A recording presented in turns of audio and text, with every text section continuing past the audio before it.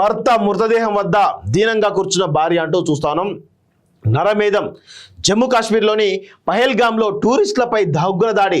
ఐడీలు పేర్లు అడిగి మరి ఒక వర్గం టార్గెట్గా అటాక్. ఒక వర్గం అంటే హిందువులే టార్గెట్గా అటాక్ చేసిరని చాలా స్పష్టంగా అర్థమవుతుంది.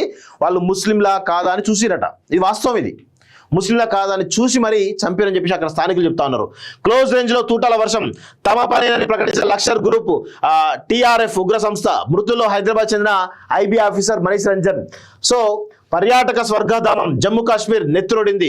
ఫేమస్ టూరిస్ట్ డెస్టినేషన్ అనంత్ నాగ్లోని పహల్గామ్లో ఉగ్రవాదులు మంగళవారం నరమేధం సృష్టించారు. అనేక రాష్ట్రాల నుంచి వచ్చి పచ్చిక బయలు మైదానంలో ఆస్వాదిస్తూ ట్రెక్కింగ్ చేస్తున్న పర్యాటకులపై మధ్యాహ్నం 2:30 గంటల ప్రాంతంలో తూటాల వర్షం కురిపించారు. ఐడీలు చెక్ చేసి మరి పేర్లు అడిగి మరి ఒక వర్గంగా గుర్తించి దాడి చేశారు. ఆటోమేటిక్ గన్ మెషిన్లు, చిన్న తుపాకులతో 100 రౌండ్లు కాల్పులు జరపడంతో పదుల సంఖ్యలో టూరిస్టులు నెత్తుటి మడుగులో ప్రాణాలు విడిచారు. ఈ దాడిలో 26 మంది మరణించినట్లు సమాచారం. ఇందులో 2 విదేశీ టూరిస్టులు కూడా ఉన్నారు అంటూ చూస్తా ఉన్నాం. సో ఎంత దారుణం.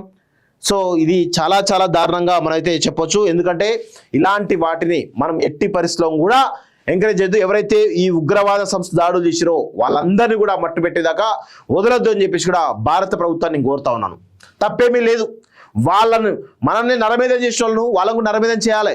దీనిపైన ఎవరన్నా హ్యూమన్ రైట్స్ అవి అని మాట్లాడితే మాత్రం బాగుండదు.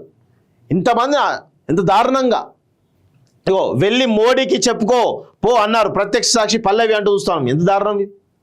దాడి చేసిన వారిని వదిలిపెట్టాం. సౌదీ పర్యటన రద్దు చేసుకుని వెనక్కి హుటాహుటిన కాశ్మీర్కి వెళ్ళి అమిత్ షా సమీక్ష. దేశ భద్రతే ముఖ్యం. ట్రంప్, పుతిన్, జేడీ1 సీఎం రేవంత్ సంతాపం. దాడి వెనుక పాకిస్తాన్ కుట్ర అంటూ చూస్తాం. 100% పాకిస్తాన్ కుట్రే ఉంటుంది. అందులో ఎటువంటి అది కూడా అనుమానం కూడా అక్కర్లేదు. ఎందుకంటే వాళ్ళే మెయిన్గా. అయ్యో పల్లవి ఆమె భర్త 2 రోజుల క్రితమే కాశ్మీర్ వెళ్లారు. పహల్గామ్ ట్రెక్కింగ్ వెళ్ళి హోటల్లో ఆగారు.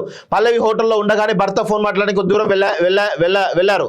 అతని దగ్గరకు మిలిటరీ దుస్తులో వ్యక్తి వచ్చి మాట్లాడి వెంటనే తుపాకీతో తలపై పేల్చాడని పల్లవి చెప్పారు. వెంటనే తాను అతని దగ్గరికి వెళ్ళి ఎందుకు తన భర్త చంపావని చొక్కా పట్టుకున్నానని తనను విదిల్చుకుంటూ వెళ్ళి మోడీకి చెప్పుకో అంటూ గట్టిగా అరిచాడని ఆమె మీడియాకు వెల్లడించింది అంటూ చూస్తా ఉన్నాం. So Hyderabad officer, IB intelligence bureau officer ఒకరు కూడా ఆ టూర్కు వెళ్ళి అక్కడ చనిపోయాడని చెప్పి కూడా తెలుస్తా ఉంది. ఎయిర్ అంబులెన్స్ లో ఆసుపత్రులకు మతం అడిగి మరీ చంపారంటూ చూస్తా ఉన్నాం. బాబా మతం అడిగి చంపారని చెప్తా ఉన్నారు వాళ్ళు. ఇంత దారుణంగా. సో ఖచ్చితంగా దీన్ని అస్సలు ఎట్టి పరిస్థితులను వదలొద్దు అని చెప్పేసి కూడా భారత ప్రభుత్వాన్ని కోరుతా ఉన్నాను. నెక్స్ట్, విదేశాల్లో ఉన్నత విద్యను చదువుకోవాలని అనుకుంటున్నారా? అయితే వెంటనే ఫ్లైగ్రాడ్ ఓవర్సీస్ ఎడ్యుకేషన్ కన్సల్టెన్సీని సంప్రదించండి. మీ విదేశీ కలలను సాకారం చేసుకోండి. ఫ్లైగ్రాడ్.